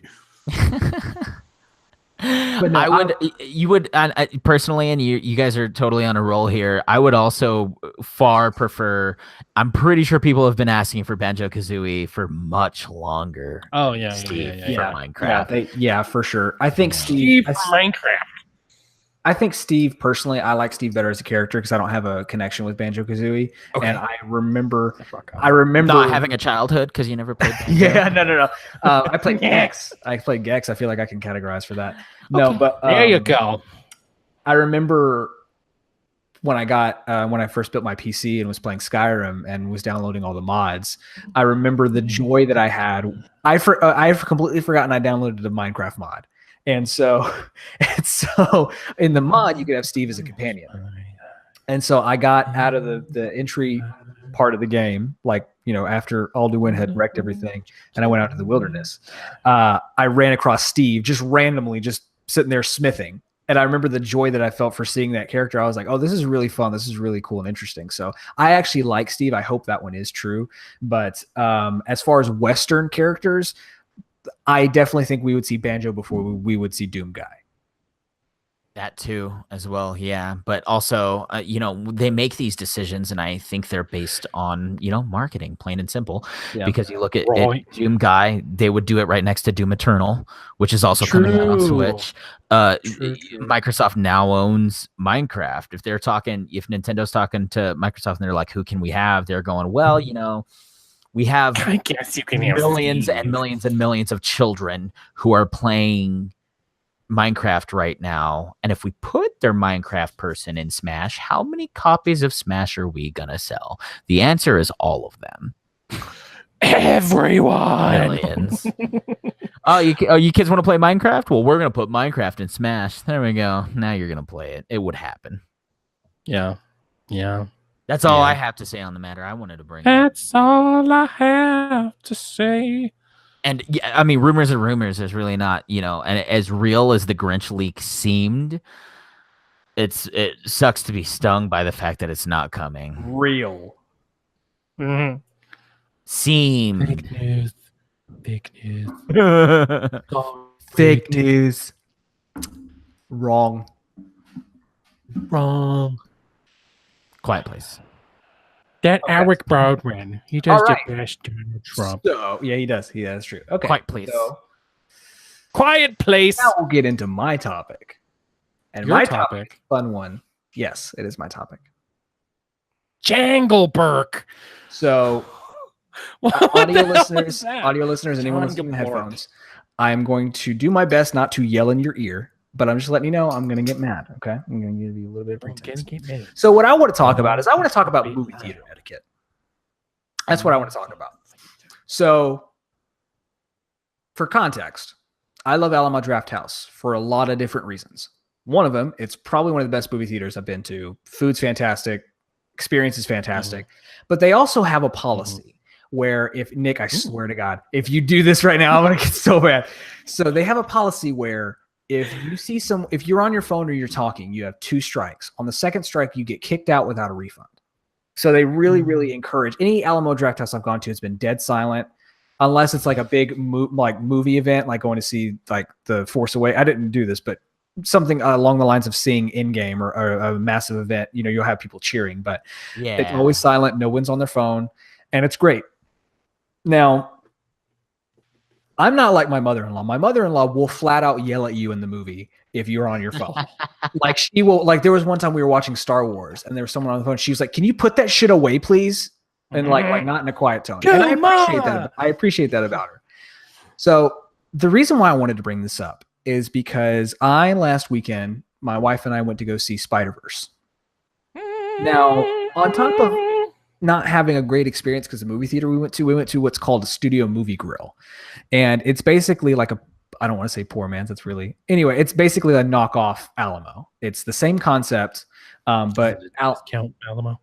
Well, it's not discount because it's way more expensive, but just their format is a lot different. Like, and at Alamo, the waiters have a specific walkway they walk on, so you really can only see like maybe their chest up, and they're taking their order. But at Nick, you're just being such an asshole right now.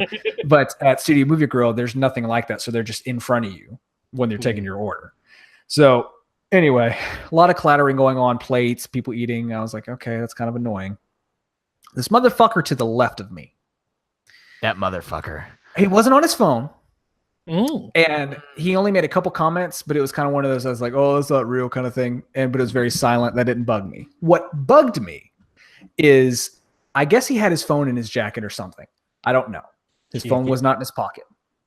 He had one thing that I don't like, which is when people use that fucking flash feature on the iPhone when they have a notification. So his phone wasn't out by any means, but for the entirety of the movie, at least maybe 6, 7, 8 times, I would see out of my peripheral, flash. So I'm sitting here, when we got out of the theater, I scared the shit out of a guy who was walking into the theater because I was talking to my wife as we went to the car, and I was like, if you're going, okay, this is where I'm yelling. If you're going to a fucking movie and you know you're going to a movie and your phone's not going to be in your pocket, turn the fucking flash off. Like, I don't understand why you think that's a good idea. No one gives a shit if you get a fucking text message when we're seeing a movie. Literally no one. And I'm sitting there, that was verbatim. I'm yelling in the parking lot about this because I was so angry about it. Movie was fantastic. I want to see it again in a better light so I can maybe experience it better. But don't you mean without the light? Exactly. But it's one of those things that's like, I don't understand people's perceptions of movies to be that, it's just like I'm watching a movie at home on the couch. I can just talk and do whatever. No, you're paying to sit in the dark theater with everyone else. Don't fucking talk. Don't be on your phone. Don't be that asshole that's like, oh, I don't care about anybody else. I'm just going to put my phone on fucking bright and just watch my text messages and check Twitter. And it's like, no, like, it's 2019 now. How is it that people are still this stupid to not have common decency to just sit there in silence for a couple hours? Now, when my wife and I first got together, I'm not talking shit about you, so don't worry. My wife and I first got together. Yes, he is. Fucking woman. If we went to go see a movie that she wasn't interested in, and this is just her, like if we watch something she's not super interested in, she'll like check her phone to keep herself kind of awake. Because if she doesn't, like she'll just lose like focus. Anyway, so she would like, I think we went to go see Batman versus Superman and she wasn't into it at all. So she would like look down every now and then, but like very casually, I couldn't see her phone until I like looked over to see what she was doing. So she would do that. But even now, like, she doesn't do that. Like she understands, like, I'm just gonna, watch the movie. So like, that's my question is, why is it that people still don't understand how to act when you go to see a movie? It makes zero sense to me.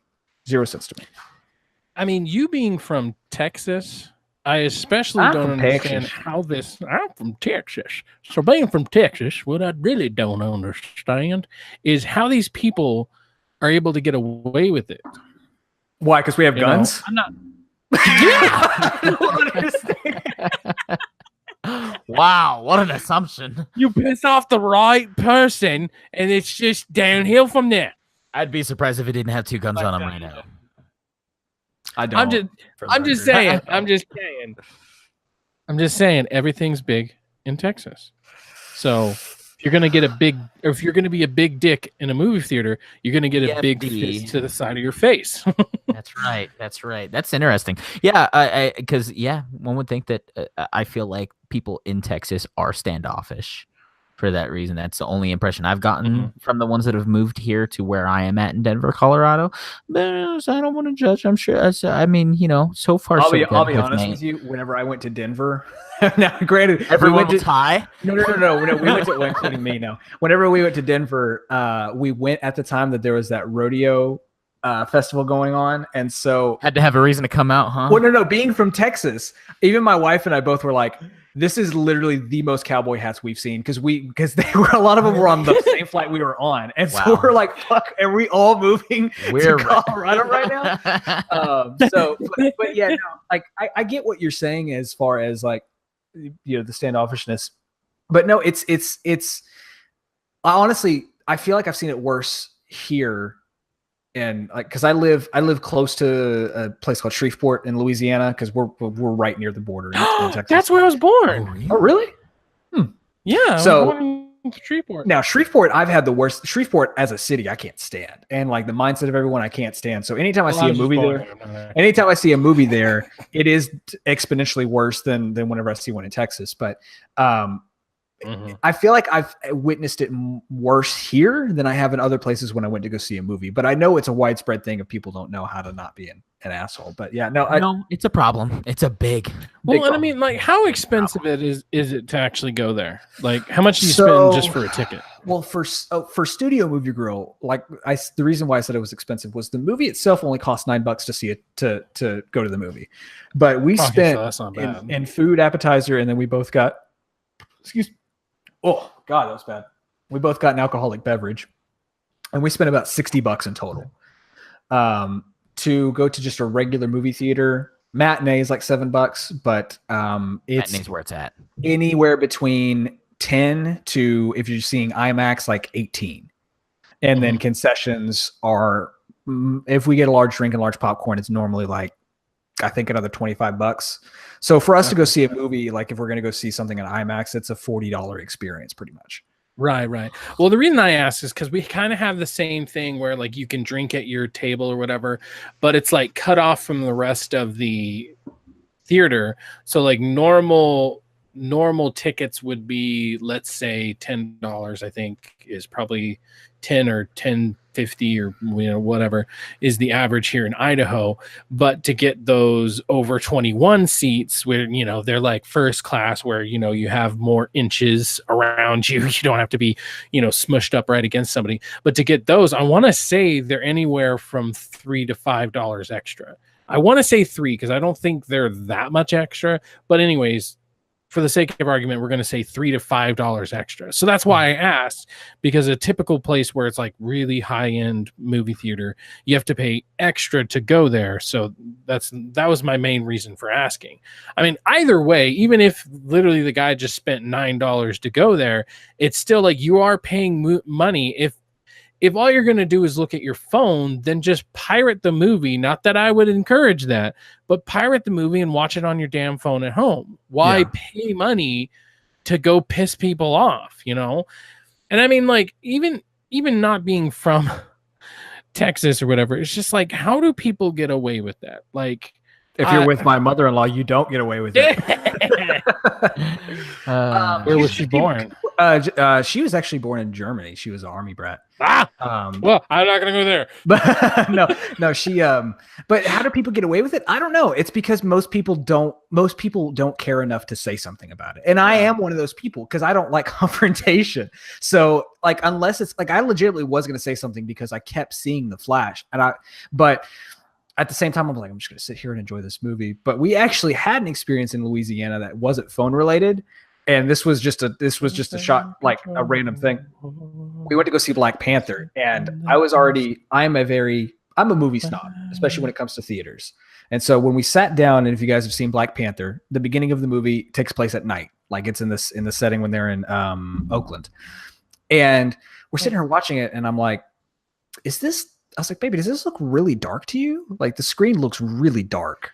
And she was like, I mean, I don't know. It looks normal to me. I'm like, okay. And I was like, all right, that's a little annoying.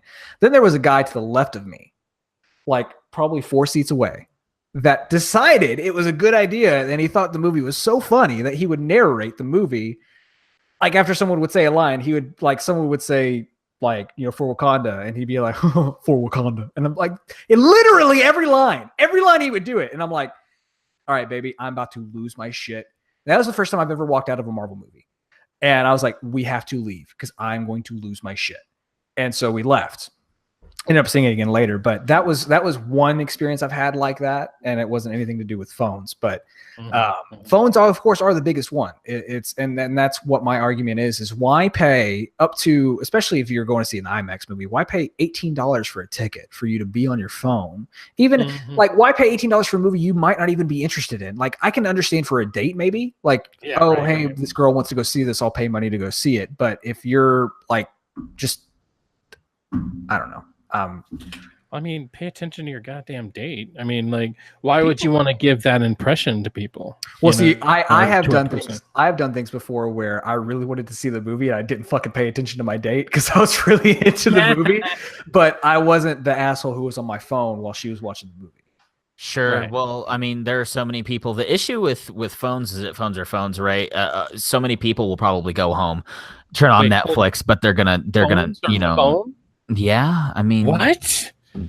Phone addiction is an issue, and people who can't get off their phones, you know, are obviously a problem. I don't, you know, the screen brightness. If you want to be on your phone, be on your phone. Turn down the screen brightness. You don't have to blind the person next to you or behind you. We can see it. It shines up as bright as a flashlight, and especially in you know, in your situation, Nate, that it was blowing up, and that flash is a literal flashlight.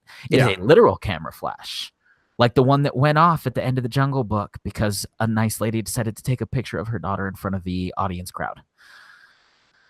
That's fucking, that's one of those situations. I would have been like, this girl was probably a child. I would have been like, are you fucking kidding me right now? No, the mother took a picture of her child. No, that's what I'm saying. Yeah, that's what I'm saying. Yeah, I would have cussed. That movie was probably packed with kids. Oh, no, I said it out loud. I said, are you kidding me? It was the end of the, like, they had just finished EarCon, whatever, how Jungle Book usually ends.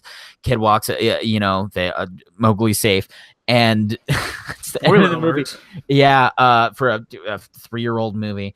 Well, technically. Yeah, so they take a picture. Flash goes off. One of the many, many experiences of Colorado movie theater going. I did the same thing. I wonder if it happens more to us. And before I get off on a tirade here of all these crazy things that have happened to me in a movie theater, I wonder if it is with the texting. First of all, in the phone addiction, there was the part where AMC was considering a texting section of the theater to appeal to millennials to get kids to go to the movies more. I'm not sure if you guys ever just remember do this. What Draft House does and say, if you're on your phone, get off or you will get kicked out. Well, sure, but AMC was literally considering a policy to allow texting in the theater. It got shut down real quick, and they, you know, quickly made a public announcement within 2 days saying, "Yo, we're not doing this. If you're going to the movie, watch the movies." If you can't tell, I'm very much in the ballpark. For example, the whole Jack White controversy that happened a couple years ago with the, hey, we're going to take your phones away at the concert so you can enjoy the concert. I'm cool with that. I'm great with that. Put your phones away.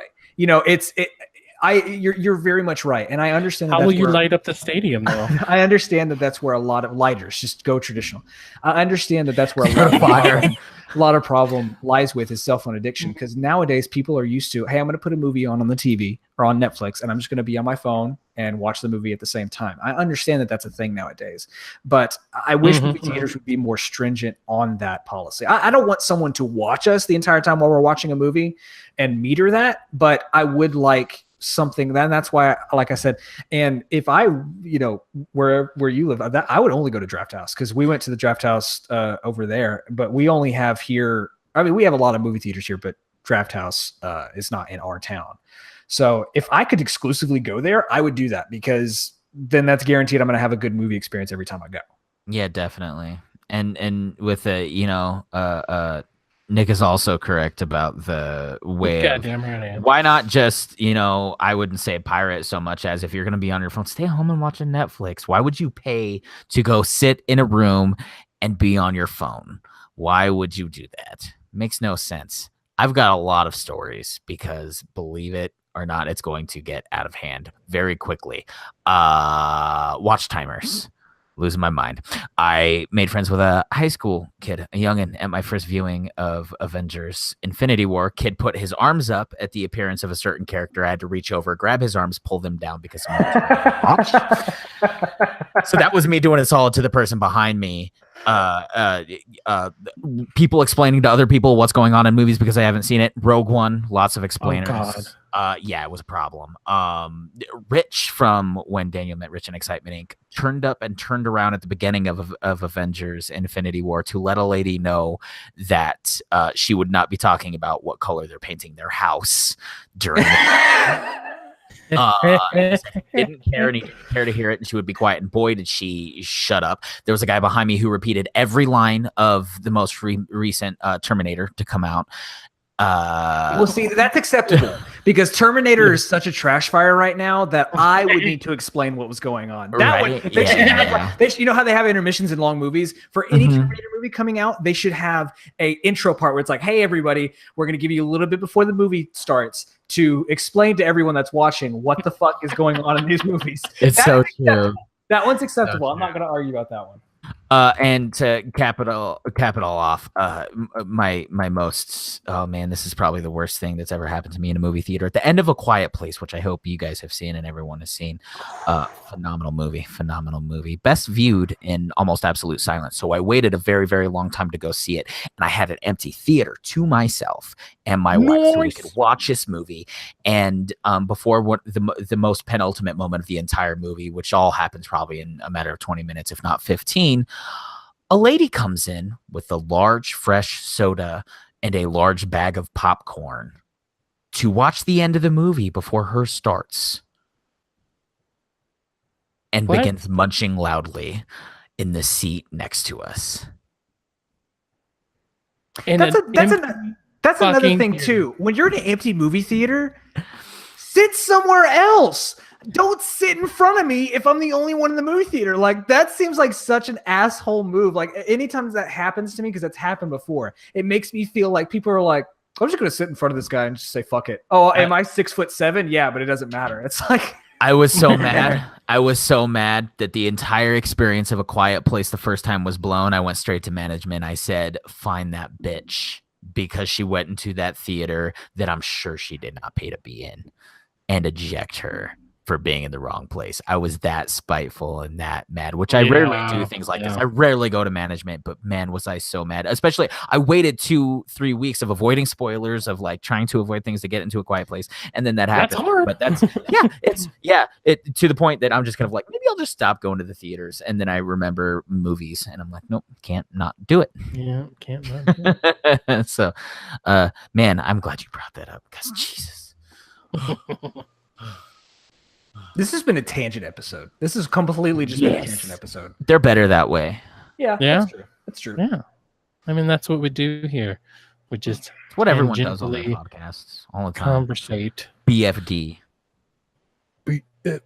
Let's finish it off strong, Nick. What is your topic? My topic. Let me fucking tell you what my topic is. What is our most anticipated of the year?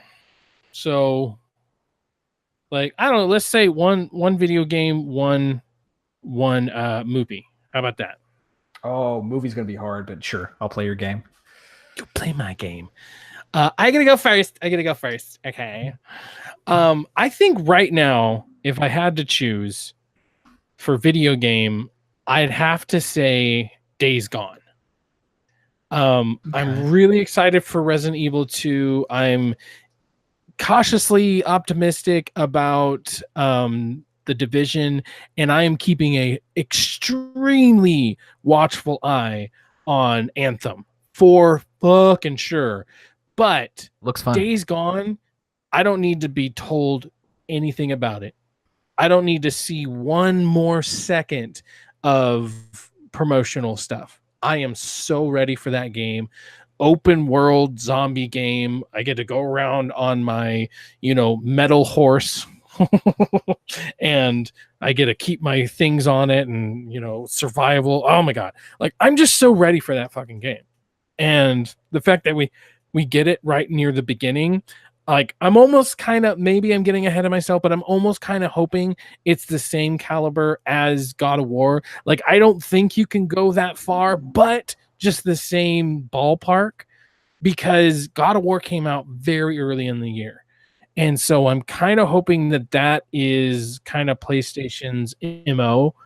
put out something really good at the beginning of the year. And I mean, it could happen. I mean, this is just blanked on the studio name. What's the studio name for Days Gone? Yeah, Sony Bend. Sony Bend. Okay, I I knew it start. I knew it started with like Sony, you know, or whatever. Anyways, but they've been at it for a while now, and like they haven't really put out anything in a while, and I really hope that it's kind of like God of War, where it's like we haven't really seen anything mainstream from them, and I think it was really because they were really working on it, and so I kind of hoping we get the same thing from it. And yeah, as far as games, that's the main thing I'm looking forward to. There we go. Should I go because I want to be sandwiched in between you? Yeah, go for it. Yes, you will be go. Cream filling sandwich in between us. Right in between the crunchy lettuce of the BLT. I don't know, mayonnaise. My most anticipated game. I would say The Last of Us Part 2, but it's not confirmed for 2019 yet. It could very well be early 2020. Right. So for that reason, I'm gonna have to say Gears 5. Ooh, purely was because Gears 4 good? Gears 4 was safe. They played it safe. It was definitely very good. It had a plot twist at the end, and Gears 5 is definitely going to go into the characters. It's going to develop on, you know, it's got the main character is involved in that twist of Gears 5, and it looks like this is going to be kind of a swan song for them to take these characters and make it more about them than the world that they live in. Give the characters some really interesting choices to make, and I think ultimately is going to set up for a crazy ass Gear 6. That's why that's it for me, if not The Last of Us 2. All right, Mr. Nate, what's your BG game? So I am excited for Days Gone. I'm kind of with you, Nick. There's not a lot in 2019 that I'm very much looking forward to. Except for maybe Jedi Fallen Order, but that doesn't even have a release date yet. Right. What is that game? Oh God, I don't know. I want it to be so good. I want it to be 13 Jedi. Anyway, the one that I got to say that I'm probably the most excited about, surprisingly, if you've been a TX3 listener for a while now, is Far Cry New Dawn. Boo. So I'm excited for it because in you know, Daniel, you may not know, but me and Nick were both very disappointed by 5, like a lot of other people were. But I appreciate any sane person. I appreciate the gall. I appreciate the cojones on them to double down on the controversial ending that a lot of people didn't like and make something different out of it. Make it like a Rage. Actually, the joke from all of these games, because Rage 2 is coming out this year also, is we saw a lot of Borderlands 3 games coming out this year. New Dawn looks very interesting. Yeah. It looks more like the Far Cry that I love. I have to agree. I'm very much hoping that it is, because it's going to be a supplemental thing. It's only going to be about $40, but it's going to basically be a full story. I think it's going to be something similar to what was the Uncharted 4? Lost Legacy. I think it's going to be something like that. I have to agree. It looks fun. It does. It looks very good. And it like I said, it looks like the Far Cry that I love. You know, Far Cry 5, I think was too much of an experiment that I don't think worked as well. So it became kind of bland because I mean, there was such a verticality to Madagascar as well as the Himalayas for 3 and 4, and then even, you know, just obviously what was Primal. I have to agree with you that it definitely looks like they're capitalizing on that ending. The BFFFF Joe and I just beat Far Cry 5 actually. Oh, you poor within the last week. Yeah, which was highly interesting. It wasn't as angry. It wasn't as anger-inducing of an ending when you know New Dawn is coming. I feel like, because what's the point of these choices when you're not even going to be able to? Point. You know, that's a fair point. I mean, for being the crazy he is. I mean, I do like Nate. You know, the fact that they're sticking with it does make it interesting, in the fact that but right when we did like our spoiler cast of Far Cry 5 on New Hope County Radio, we kind of pitched like our idea of like, well, where could Far Cry 6 go? And we talked about an apocalyptic world. And so it was very, you know, kind of similar. But one of the things we kind of talked about is it would have been interesting to see the beginning of an apocalypse, because there's so many out there where it's like years after apocalypse, and setting it like 17 years after the apocalypse isn't fresh anymore. It's been done so many times that it's like, well, who the hell cares? Who cares that it's 17 years after it? And in fact, like one of the main things I find interesting is that Primal came out and then everybody got pissed off that it was basically just the same map from 4, but now it's back in the BC.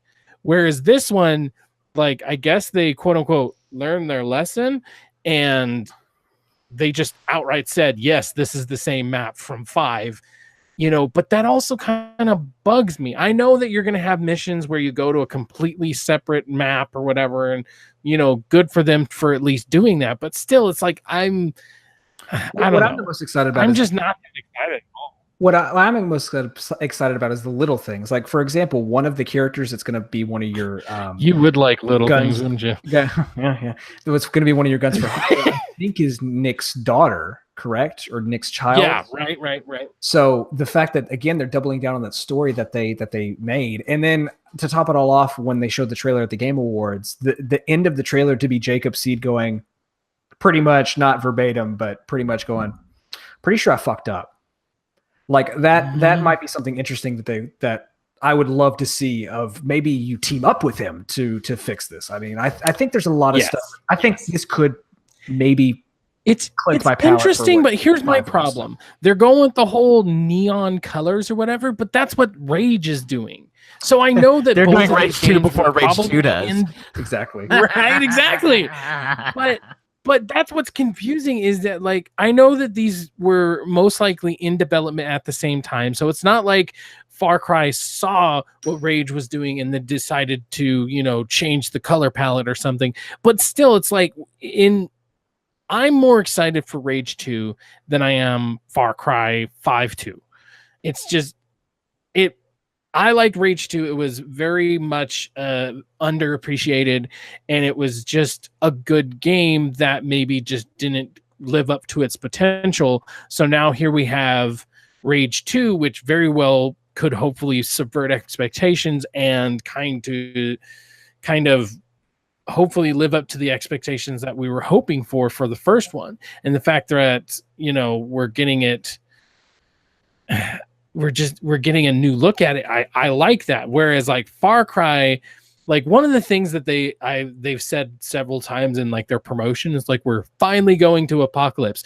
Nobody fucking asked you to go to Apocalypse. Okay. Like, you don't have some like golden fucking ticket where now you're allowed to go to the Apocalypse and now you're allowed to do it just because you completely blew up the whole fucking world in the most shittiest fucking way. Doesn't suddenly excuse you to now go to the Apocalypse. So still, it is definitely getting worn down, this idea of a colorful apocalypse. At the end of the day, it was always Borderlands that did it first. I don't know if you guys, I just give you a link here. I don't know if you guys remember the first Game Informer edition that covered Borderlands. Oh yeah, but before it was Borderlands changed so much during its development, and it did eventually become the cell shaded. It wasn't even cell shaded initially. The entire art changed and it became colorful. Yeah, I know, right? And everyone just loved that aesthetic, and it did take off. But between New Dawn beating Rage 2 to Rage 2, which I'm sure they're so mad about. Oh god, they must be furious. It's just not, it's not panning out. And I think for this, I don't blame you for being just so about it, Nick, because and if I didn't make the lack of a pop filter noticeable, I did just now. But you get there and you make it what you can, and don't get mad because there's a warthog you can tame called Horatio. I shall call him Horatio, and he will be my friend. All right, so movies. What movies are you most excited for? Let's start with Daniel this time. Episode 9, obviously. Star Wars Episode 9. Yes, thank you. Thank you. How JJ basically made it a dream, and 8 never happened. 8. Okay, Daniel, we're gonna have you back on at some point to talk about Star Wars. We're gonna have to do it because I already feel like it's gonna happen. It's okay. I have a Last Jedi catch up on Excitement Inc. You guys can go listen to and find out. So here's the thing, Nick. We're gonna fight about this till our dying breaths. Episode 8 deserves to be there. Episode 8 is I'm totally fine with it. If the prequels, if episode 1 and 2 can be a part of the Star Wars universe, episode 8 could be a part of the Star Wars universe. Simple as that. Okay. So anyway, we'll get into that at a later date. But why are you excited for episode 9? Just ballpark.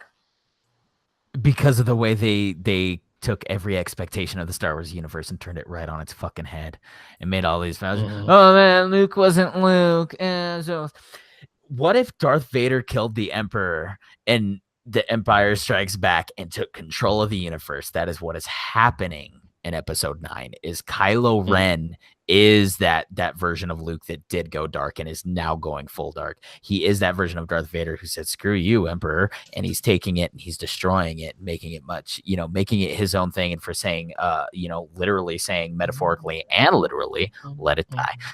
It is going to be very good for that reason. Yeah, exactly. Right. We're going to see the Knights of Ren. That's what I'm super excited about. That's a story. The Force Awakens.